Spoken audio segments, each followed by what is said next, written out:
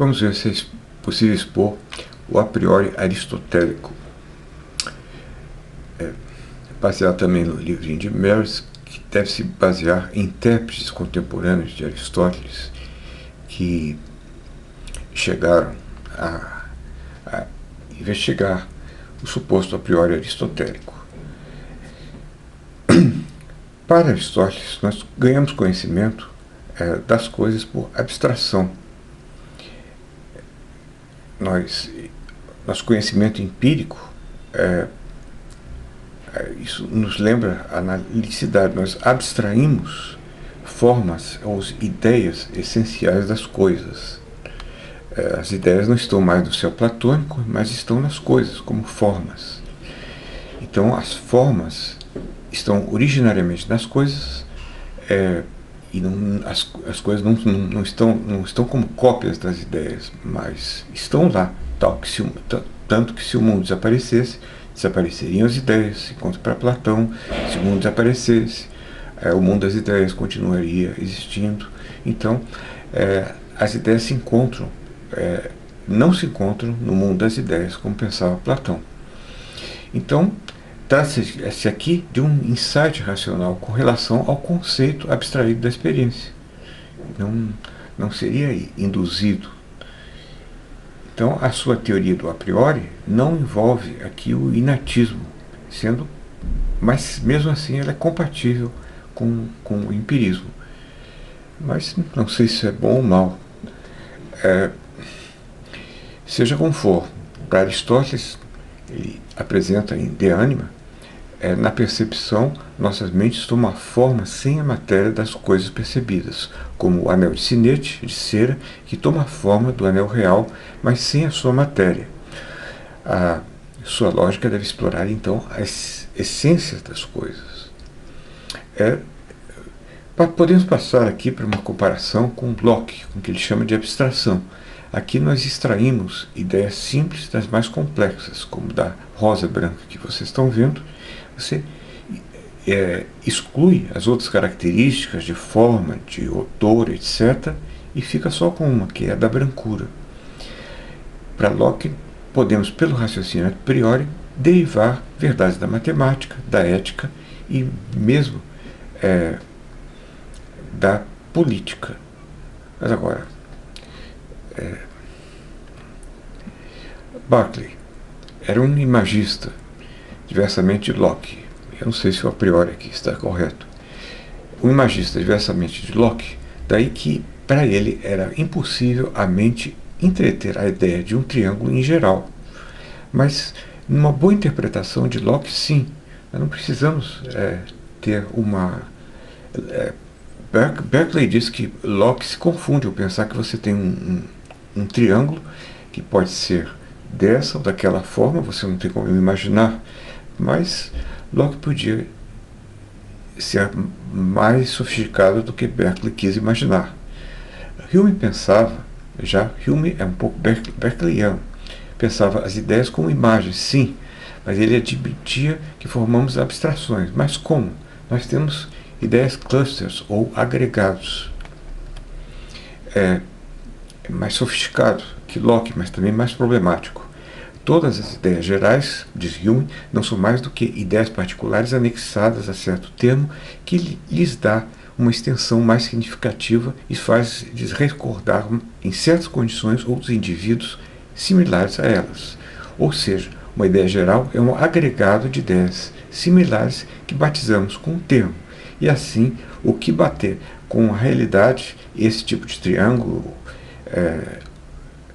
triângulo equilátero ou o que for, quando bater com a realidade, está dentro do agregado, então é triângulo. Ora,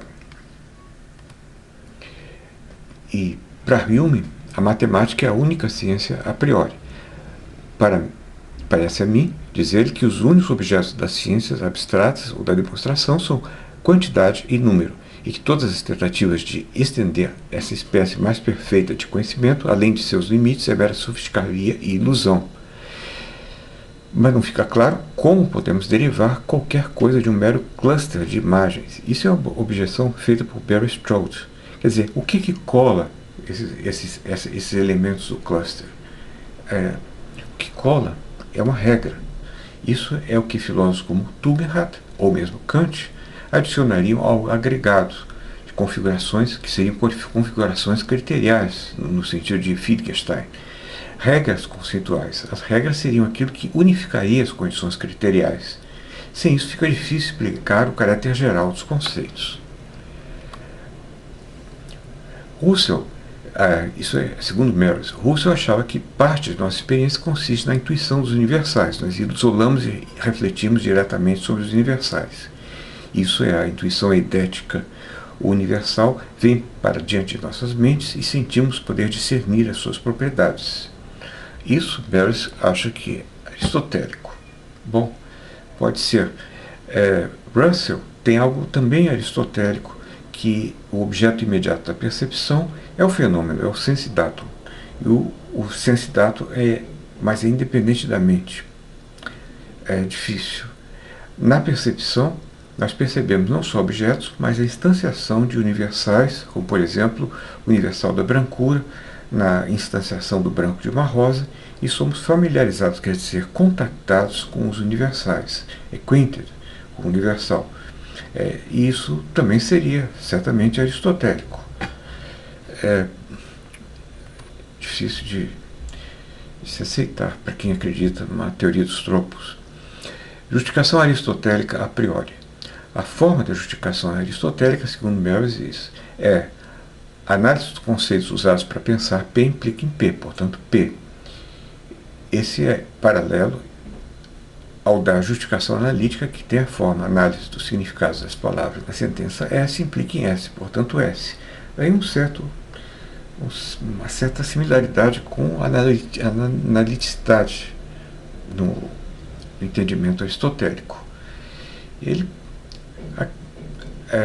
acrescenta algo aí com a Jenkins, acho que não ajuda muito. Considera a questão da memória. Eu quero encontrar as minhas chaves, lembro-me de tê-las, isso é mnemônico, mas não tem a ver com a priori aristotélico. A justificação analítica, os conceitos constituem significados das palavras. Na justificação aristotélica, são abstraídos dos objetos da experiência, referindo-se a eles.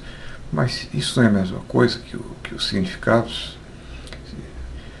O sentido não tem sua referência. Para Frege, em Russell, conceitos envolvem referências a universais que podem ser mesmo objetos da experiência. Ele não precisa aqui do obscuro insight racional do racionalista. Isso torna a priori aristotélico mais facilmente aceitável, mesmo assim enigmático, tanto quanto de Russell e Husserl. Meres oferece um exemplo. Nada pode ser redondo e quadrado ao mesmo tempo e no mesmo sentido. Usando nossa imaginação e intelecto, percebemos isso, e se trata de justificação a priori, pois não requer checagem empírica. Claro, os dois conceitos são incompatíveis, conceptualmente incompatíveis. Outra característica do a priori aqui seria a derrotabilidade empírica. A justificação aristotélica empiricamente derrotável pode estar errada porque o raciocínio da pessoa pode ser falho, isso é óbvio, ou então porque os conceitos mesmos são inacurados. Uma pessoa aprende, por exemplo, que um objeto é sólido, mas ele contém espaço vazio, e isso os órgãos perceptivos não ensinam, mas isso aí é um problema já solucionado em filosofia, porque a solidez é a resistência à pressão, não é outra coisa. Idealização. Esse é outro ponto importante. Nós temos linhas retas e pontos. Pontos sem dimensão e linhas retas. Isso não existe na natureza, uma linha absolutamente reta, nem um ponto sem dimensão. Nós conseguimos, no entanto, fazer essas abstrações. Nós percebemos objetos que se aproximam da reta e do ponto. Nós devemos ter um mecanismo cognitivo geral que nos permite idealizá-los. Seria um mecanismo inato. Nós podemos postular esse mecanismo. Há um constante crescimento em nosso estoque de conceitos. O Mary se recorda de como aprendeu na escola. Primeiro você tem um agrupamento, um agregado de coisas próximas. Brita, por exemplo. Depois você abstrai a proximidade espacial dos elementos. E com isso você tem a ideia de um conjunto. Pode ser o conjunto do meu dedão do pé, do Monte Everest e da Lua, esses 3 elementos. Depois você abstrai, você imagina um conjunto sem elementos. E você tem isso aí, que é a noção idealizada, uma vez que idealiza um conceito que abstraímos diretamente da experiência. A questão é, existe isso, conjunto vazio? Você vai ter que, pelo menos, essas coisinhas aqui existem, mas isso aí também pode não passar de uma palavra, conjunto. Trata-se de um processo multinivelado de idealização, diz Marys. Uma primeira abstração do conceito de conjunto, depois vem uma abstração de nível superior do conceito de conjunto vazio. Se isso é realmente uma abstração e é possível, aí eu tenho minhas dúvidas. Mas não precisamos, pois, ter os conceitos de conjunto e de conjuntos vazios inatos que possam ser, que foram lembrados pelo professor. É mais simples pensarmos que temos um mecanismo geral de idealização do que pensarmos que temos um enorme número de conceitos inatos. Digamos, um conjunto que tem como elemento aquilo que é contraditório consigo mesmo. Bom, não sei. É mais simples pensarmos que temos um mecanismo geral de idealização do que pensarmos que temos um enorme número de conceitos inatos. Conexões entre conceitos. Hume admite que algumas ideias não são cópias de impressões. Por exemplo, entre 2 modelos de azul, nós podemos imaginar um modelo intermediário, uma gradação intermediária de azul. Podemos inventar ideias para conectar outras, sim. Por exemplo, estamos cozinhando e nos perguntamos se o sabor da comida não seria melhor se adicionássemos mais orégano. Não seria melhor que a cor da maquiagem fosse mais brilhante? Por exemplo, Marilyn e a autoinvenção. O que ela fez foi adivinhar como acentuar os seus traços através da maquiagem. E ela não era tão bonita, mas conseguiu algo espetacular.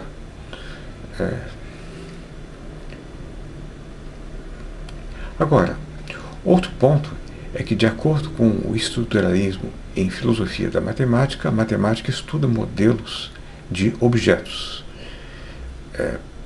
Por exemplo, isso aqui tem uma identidade, o modelo é número 2. Parece que também obtemos esse conhecimento por abstração, assim como o conhecimento da infinitude potencial. Mais do que isso, Marys não nos diz. E aqui nós terminamos essa parte.